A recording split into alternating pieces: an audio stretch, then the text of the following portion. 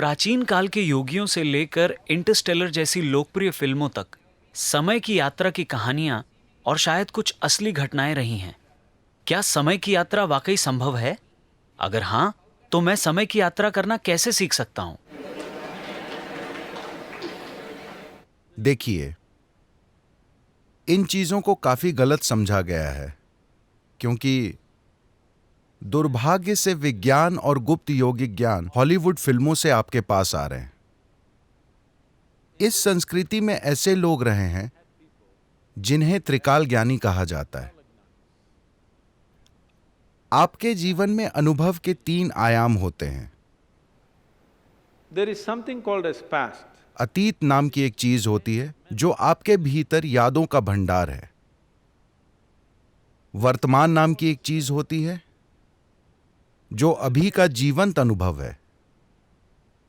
भविष्य नाम की एक चीज होती है जो हमारी कल्पना की शक्ति है।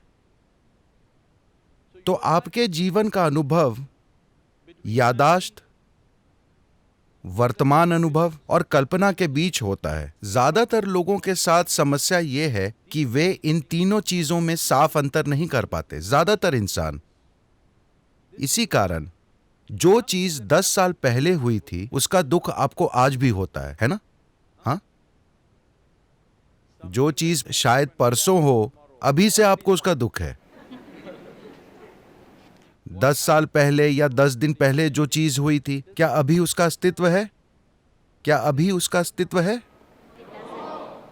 जो चीज शायद परसों हो, क्या अभी उसका अस्तित्व है? नहीं। तो अगर आप किसी ऐसी चीज से दुखी हैं जिसका अस्तित्व ही नहीं है, तो हम आपको समझदार कहें या पागल? अरे, ये एक सवाल है, तालियां मत बजाइए, ये एक अपमान है। अगर आप किसी ऐसी चीज का दुख भोग रहे हैं जिसका अस्तित्व ही नहीं है, तो यह समझदारी है या पागलपन? आप कितने लोगों को जानते हैं, आपके सहित, जो इस तरह पागल हैं? वो ऐसी चीजों से दुखी हैं जिनका अस्तित्व नहीं है। लगभग 99.99%, है ना? ये हर समय हो रहा है। तो इसी तरह के मूर्ख समय की यात्रा कर रहे हैं।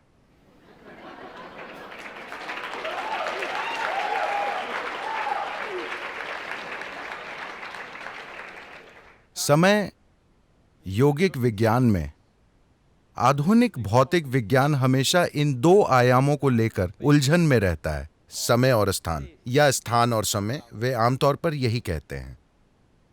In yoga, we call this kala. योग में हम इसे काल कहते हैं। काल शब्द का अर्थ तमिल में भी समय होता है, मगर काल का अर्थ खालीपन भी होता है। काल या काला का मतलब है अंधेरा। अंधेरा यानी कि वहां कुछ नहीं है, न रोशनी न और कुछ, वो खाली स्थान है। काल का अर्थ है समय। तो हम एक ही शब्द इस्तेमाल कर रहे हैं समय और स्थान दोनों के लिए। हमारे पास बस एक फर्क है, काल और महाकाल। एक तरह का समय है जो जीवन के भौतिक आयामों के चक्रों से पैदा होता है। भौतिक आयामों के चक्रों से मेरा मतलब है कि हर भौतिक वस्तु की गति चक्करदार होती है, चाहे वो एक परमाणु हो या पूरा ब्रह्मांड हो। हर चीज की गति चक्करदार है। सभी ग्रह, ब्रह्मांड, हर चीज, हर भौतिक चीज मूल रूप से चक्करदार गति में है। तो ये काल है, वो समय जिसे आप जानते हैं, भौतिक वस्तुओं के गोल घूमने के कारण है। धरती एक बार घूमती है, हम उसे दिन कहते हैं। चंद्रमा एक चक्कर लगाता है, हम इसे 1 महीना कहते हैं। धरती सूरज का चक्कर लगाती है, हम इसे 1 साल कहते हैं। आप समय को केवल इसी तरह जानते हैं। तो आप जिस समय को जानते हैं वो सिर्फ चक्रों के कारण है। There is a time which is beyond physical nature. एक ऐसा भी समय है जो भौतिक प्रकृति से परे है, जो भौतिक वस्तुओं के चक्कर लगाने के कारण नहीं है। इसे हम महाकाल कहते हैं। Mahakala includes the space also. Mahakal में स्थान भी शामिल है। आमतौर पर आधुनिक भौतिक विज्ञान में आम समझ यह है कि स्थान के कारण ही, दूरी के कारण ही समय होता है।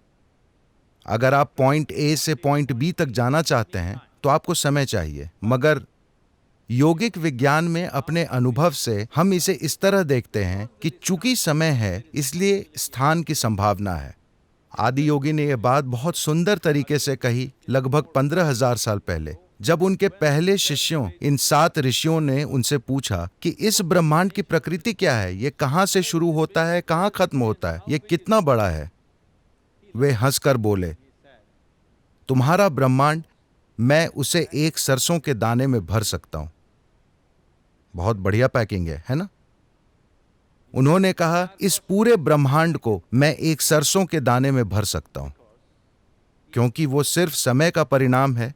The space and the distance. स्थान और दूरी सिर्फ समय का नतीजा है। तो हम लोगों को त्रिकाल ज्ञानी कहते हैं और हम लोगों को अकाल ज्ञानी भी कहते हैं, जिसका अर्थ है समय रहित लोग, जो लोग समय से परे होते हैं। समय से परे होने का मतलब है आप अभी यहां बैठे हैं। अगर मैं आपको और 6 घंटे यहां बिठा लूं, नहीं, आपको इतना समय नहीं लगेगा। अगर मैं आपको सिर्फ 2 घंटे और यहां बिठा लूं, सद्गुरु कम से कम पानी, ठीक है पानी पी लो। पानी मतलब सद्गुरु ठीक है जाकर आओ। और 2 घंटे सद्गुरु, ठीक है हम आपको वो भी देते हैं, उसके बाद आप परमिशन नहीं मांगेंगे। आपका शरीर समय का चक्र है ना? घड़ी देखने की जरूरत नहीं है। अगर आप अपने ब्लैडर पर ध्यान दें, आपको समय पता चल जाएगा। हाँ या ना? वो समय का ध्यान रख रहा है। तो अभी समय की आपकी समझ सिर्फ आपकी भौतिक पहचान के कारण है।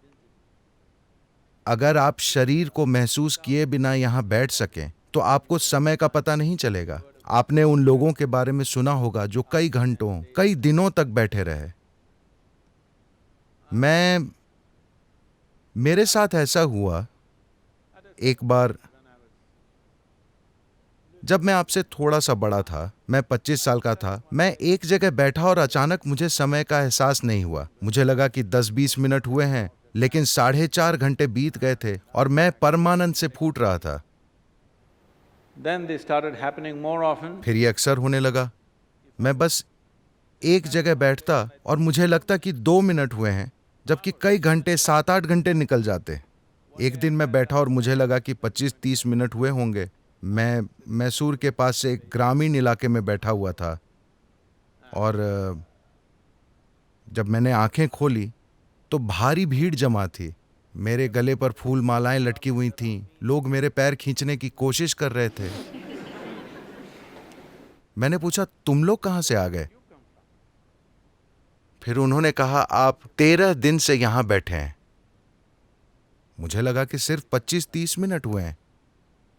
बस जब मैंने पैर खोलने की कोशिश की तो पाया कि मेरे घुटने जकड़ गए थे। उन्हें सीधा करने में बहुत दिक्कत हुई। मगर मेरे अनुभव में मुझे लगा कि सिर्फ 25-30 मिनट हुए हैं। ये बातें शायद आपके लिए समझने में थोड़ी मुश्किल हो, मगर क्या आपने ध्यान दिया है कि किसी दिन जब आप बहुत खुश थे तो 24 घंटे पुफ 10 मिनट की तरह निकल गए? क्या ऐसा है?